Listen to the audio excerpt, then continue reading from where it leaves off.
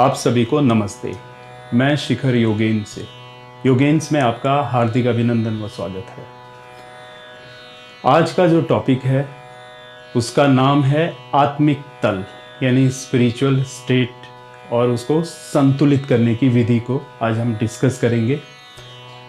एक बार ये सध जाए, एक बार ये संतुलित हो जाए, आपको अपनी ज़िंदगी की समस्याओं का समाधान मिल जाएगा।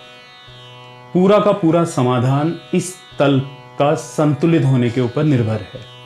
लेकिन इस तल तक आने के लिए आपको इससे पहले के जो हमने डिस्कस किए थे तीनों तल, उन पर संतुलन साधना होगा और धीरे धीरे आप आगे बढ़ते जाएंगे, गहराई में बढ़ते जाएंगे, और एक बार आत्मिक तल सध गया फिर जीवन बहुत ही सुगम, बहुत ही आसान, संगीतमय हो जाता है। उसकी अपनी एक फ्लावरिंग होती है, उसका अपना एक बहाव है, और एक बहुत ही सुचारू रूप से एक संतुलन में फिर आपको बाहर से अनुशासन लाने की ज़रूरत नहीं है, कोई भी डिसिप्लिन ओढ़ने की ज़रूरत नहीं है। आपके भीतर खुद ही एक डिसिप्लिन का उदय होता है और आपका जीवन बेहतरीन ढंग से, शानदार तरह से आगे बढ़ता है।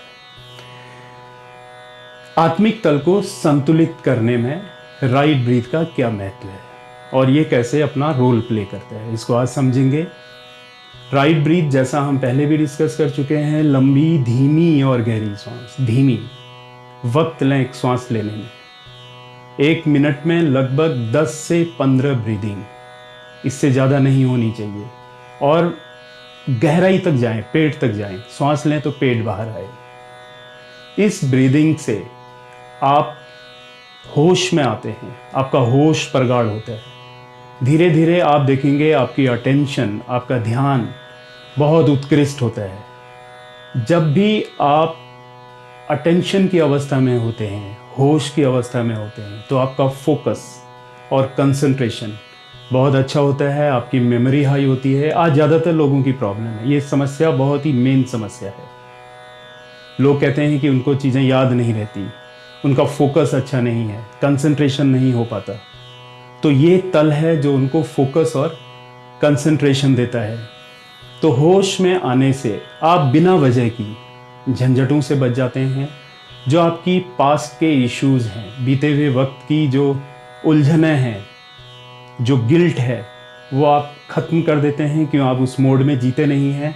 और भविष्य की जो अननेसेसरी की चिंताएं हैं, क्योंकि भविष्य अभी आया ही नहीं और पास्ट को वापस लाने का कोई तरीका नहीं है, फिर भी मन हमारा इंगेज रहता है पास्ट में या फिर फ्यूचर में। तो राइट ब्रीथ से आप यहीं और अभी में ठहर जाते हैं। तो प्रेजेंट यानी वर्तमान में जीने के अपने बहुत ज़्यादा फ़ायदे हैं, इसके बहुत सारे बेनिफिट्स हैं। जैसा मैंने पहले बताया था कि आप जब भी हियर एंड नाउ में स्टेब्लिश्ड होते हैं तो कई सारी चिंताएं और दुख खत्म हो जाते हैं, क्योंकि आप सबकॉन्शियस माइंड के नेगेटिव पैटर्न्स के कंट्रोल या नियंत्रण से बाहर हो जाते हैं और आप खुद के निर्णायक बन जाते हैं। आप खुद क्रिएट कर पाते हैं अपनी ज़िंदगी जैसा जीना चाहते हैं। तो होशपूर्ण जीना ये बहुत ही महत्वपूर्ण है। इससे आप निराशा, बिना वजह की निराशा, हताशा, नेगेटिविटी और शिकायती भाव, ये सब खत्म कर पाते हैं। ये एक बहुत बड़ा बर्डन है, बहुत बड़ा बोझ की तरह हमारी ज़िंदगी में होता है, जो बिना वजह हमारे साथ चलता है और हम कभी भी किसी भी वक्त उसको एक्सप्रेस कर जाते हैं, जिसका नेगेटिव इफ़ेक्ट हमारी पूरी पर्सनालिटी पर आता है। तो ये डिज़ोल्व हो जाएंगे अपने आप बिना प्रयास के। आपको सिर्फ आत्मिक तल का संतुलन साधना है, और उसके लिए राइट ब्रीथ, होशपूर्ण राइट ब्रीथ।